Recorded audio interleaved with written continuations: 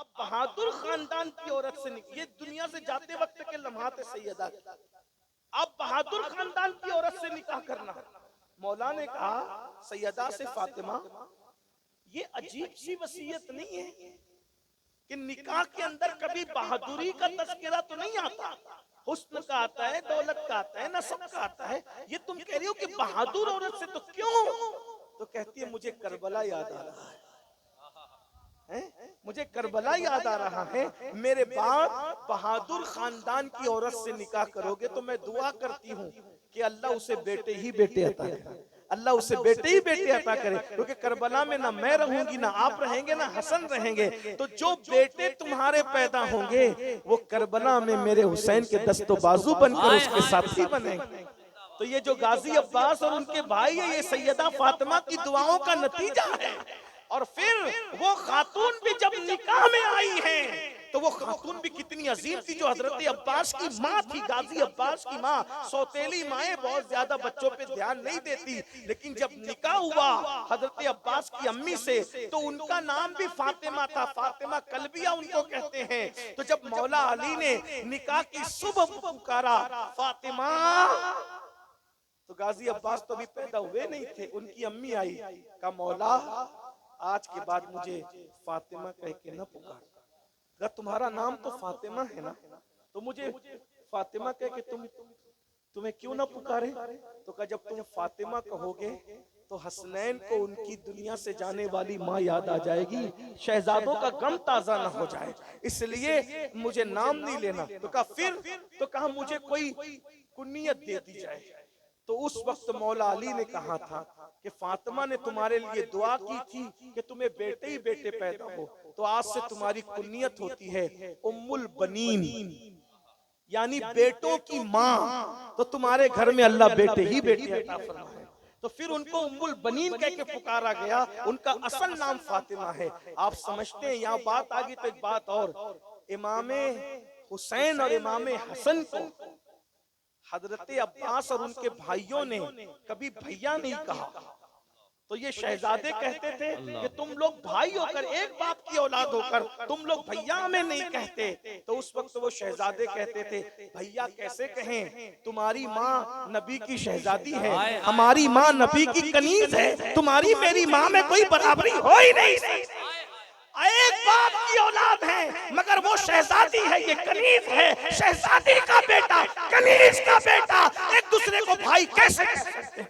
ये है जिनको मार्फत नसीब हुई थी। सैयदा कायनात के लाडलों का ये एहतराम था, भाइयों ने ये एहतराम किया है। इस कौम को क्या हो गया है कि ये यजीद को उनके मुकाबले में लाके खड़ा करते हैं, शिमर को इनके मुकाबले में लाके खड़ा करते हैं, और कोई तकाबुल ही नहीं बनता। फारूक आजम जैसी हस्ती अपने बेटे हजरत अब्दुल्ला से कहते हैं, जब हजरत अब्दुल्ला ने देखा कि गनीमत का माल सहाबा के बराबर बराबर हसनैन करीमैन को दिया गया, तो उस वक्त उनके शहजादे अब्दुल्ला ने कहा, शहजादे खेलते थे तब मैं जंग में जाता था, इनके बराबर मुझे माल नहीं देते, मुझसे ज्यादा इनको देते हैं, जबकि मेरी अपनी खिदमत है। कहा बेटा खिदमत यहाँ नहीं देखी जा रही है, इनको जो दिया गया है अगर इनकी बराबरी चाहता है, इनकी माँ जैसी माँ लाके बता, इनके नाना जैसा नाना लाके बता, इनके दादा हमजा जैसा दादा लाके बता, इनके भाई जैसा भाई लाके बता, इनकी नानी जैसी नानी लाके बता। क्या नानी है जिसको अर्श से सलाम आता है, क्या नाना है जिसका खादिम जिब्रील अमीन है, सुभान अल्लाह, क्या माँ है कि जिसके लिए मुस्तफा जाने रहमत उठ करके खड़े होते हैं, फिदा उम्मी वाबी या फातिमा कहते हैं। क्या माँ है मुसलमानों। दो जुमले ज़ौक़ के दे रहा हूँ, इनको पहुँचते पहुँचते जब मैदान महशर होगा, महशर में कोई पीर पीर की हैसियत से नहीं आएगा, कोई उस्ताद उस्ताद की हैसियत से नहीं आएगा, कोई बादशाह बादशाह की हैसियत से नहीं आएगा, कोई बुलंद मर्तबे वाला सेठ चौधरी, न वहाँ कोई चौधरी होगा, न कोई बादशाह होगा, न कोई पीर होगा, न कोई उस्ताद होगा, वहाँ कोई कुछ नहीं होगा, वहाँ सब बंदे होंगे, बंदे, और नफ्सी नफ्सी कह रहे होंगे। लेकिन महशर में लोग देखेंगे कि एक तरफ हुसैन के नाना को मकाम महमूद पर खड़ा किया कर जा करके, के पूरा महशर उनकी अजमत के डंके बजा रहा होगा। फकत इतना सबब है इनेकाद बज़्म महशर का कि उनकी शान महबूबी दिखाई जाने वाली है।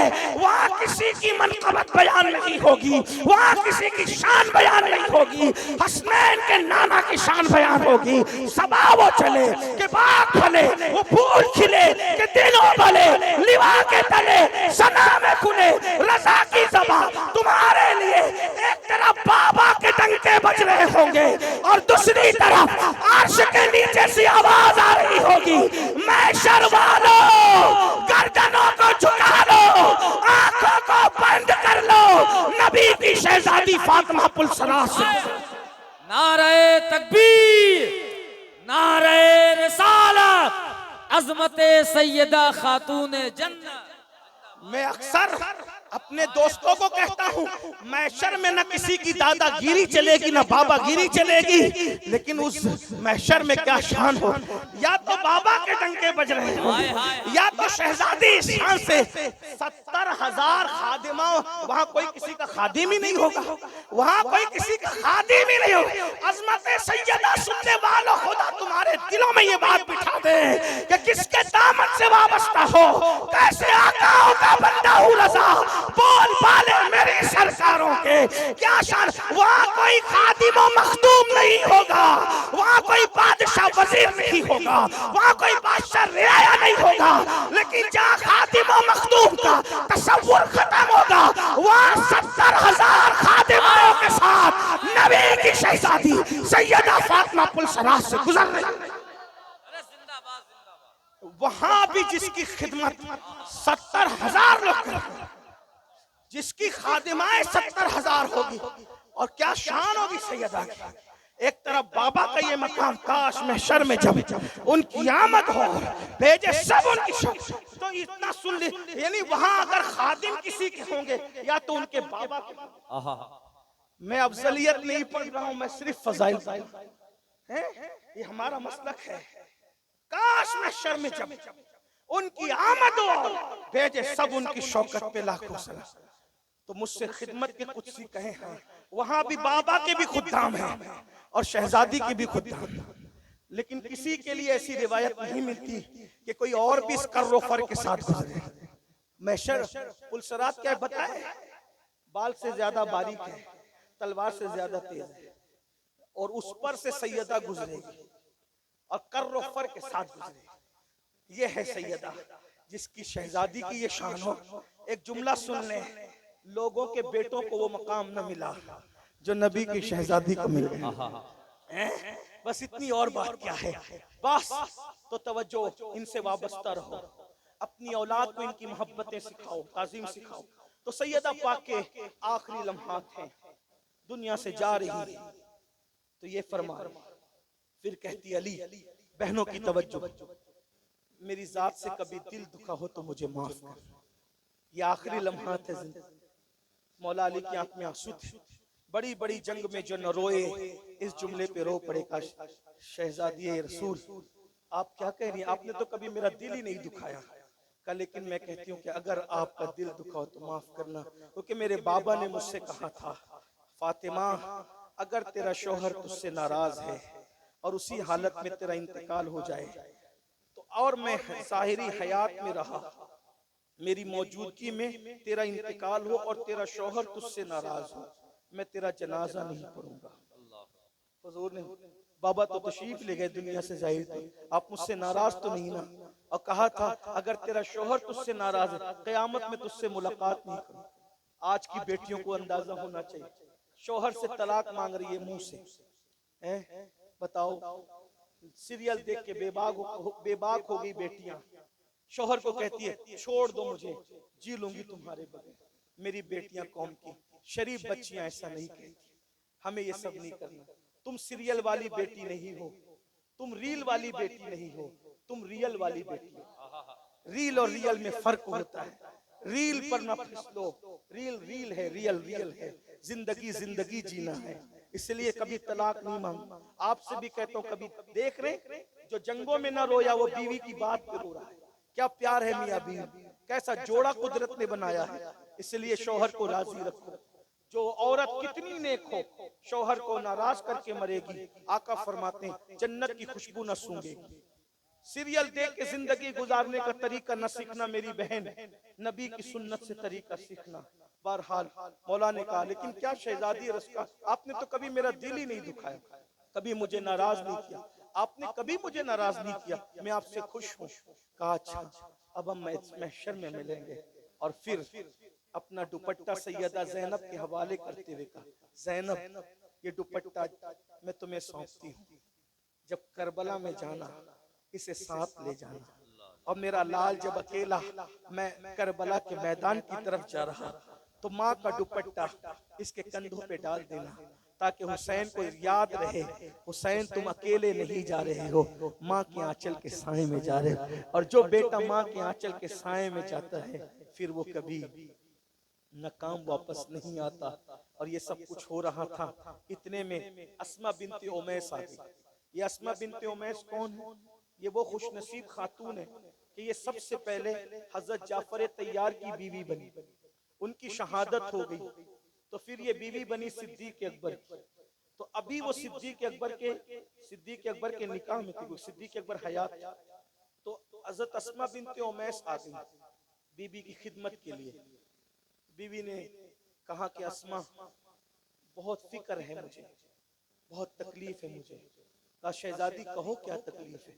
कहने लगी कि मुझे जिंदगी में किसी मर्द ने नहीं देखा, किसी ने नहीं देखा, लेकिन अगर मैं दुनिया से चली जाऊंगी तो मदीने के लोग खाट पे जनाजा ले जाते हैं, तो मेरे जिस्म पे किसी की नजर पड़ जाए, मुझे फिक्र हो रही है।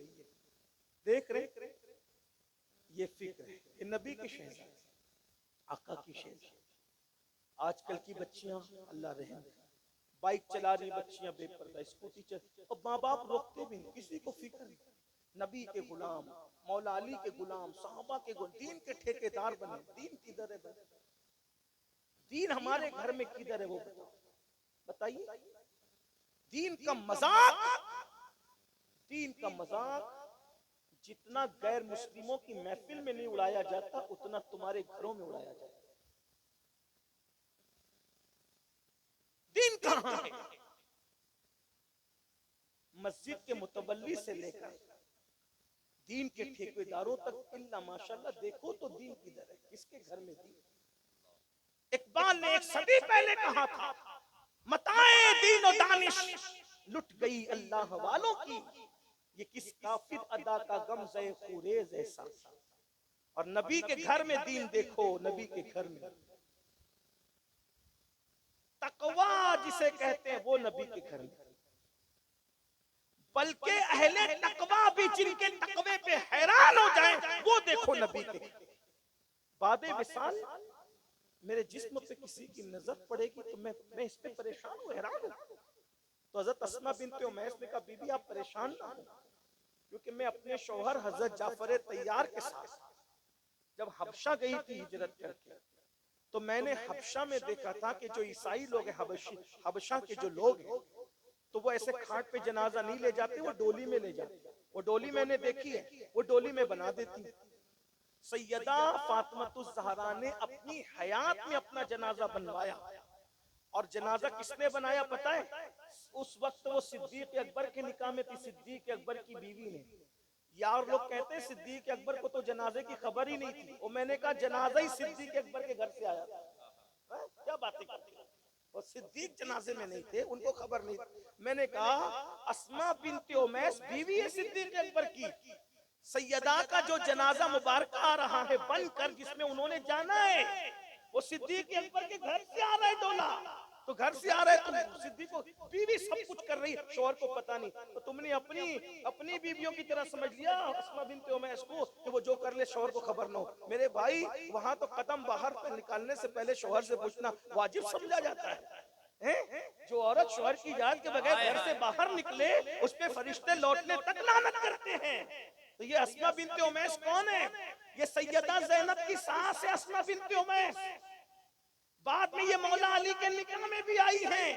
हजरत सैयदना अब्दुल्ला इब्ने जाफर तैयार जो मौला अली के दामाद इमाम हुसैन के बहनवई हैं, जो सैयदा ज़ैनब के शौहर हैं, ये उनकी अम्मी अस्मा बिनते उमैस। क्या समझते हो अस्मा बिनते उमैस? तो सैयदा अस्मा बिनते उमैस रज़ी अल्लाह ताला अन्हा वो डोली लेकर के आई, रख दिया, कहा शहजादी देखो इसमें जिस्म नजर नहीं आता। बाबा के विसाल से लेकर अपने विसाल के चंद लम्हे पहले तक जो किसी की शादी में भी ना मुस्कुराई, जो किसी के खुशी के मौके भी ना मुस्कुराई, जनाजा देख करके उनको हंसी आई। अल्लाह तेरा शुक्र है कि तूने मेरे बाद विसाल भी पर्दे का इंतजाम फरमाया। ये है सैयदा पाक की शान। हमें अपनी बेटियों को ये चीजें सिखानी होगी, हमें अपने बच्चों को ये बातें बतानी होगी। इससे बढ़ के क्या कहूँ, मेरे इमाम के चंद मिसरों पर अपनी बात पूरी कर देता हूँ। सैयदा की मनकबत पढ़ते हुए बरेली का कलंदर कहता है, नूर बिनते नूर ज़ौजे नूर उम्मे नूर नूर, नूर बिनते नूर ज़ौजे नूर उम्मे नूर नूर, खुद नूर है, नूर की बेटी है, नूर की बीवी है, नूर नूर हसन और हुसैन नूर की माँ है। नूर बिनते नूर ज़ौजे नूर उम्मे नूर नूर, नूर मुतलक की कनीज अल्लाह रे लमा नूर का, एक सीने तक मुशाबे, एक वहां से पांव तक हुस्न सिफ्तैन उनके जामों में है। नीमा नूर का तेरी नस्ले पाक में है, बच्चा बच्चा नूर का, तू है ऐने नूर, तेरा सब घराना नूर का। अल्लाह पाक मेरी आपकी हाजिरी कबूल फरमाए। गुफ्तगू के दरमियान कोई गलती हो तो अल्लाह ताला उसे माफ करे। अस्तगफिरुल्लाह रब्बी व मा अलैना इल्लल बलाग। अस्सलामु अलैकुम।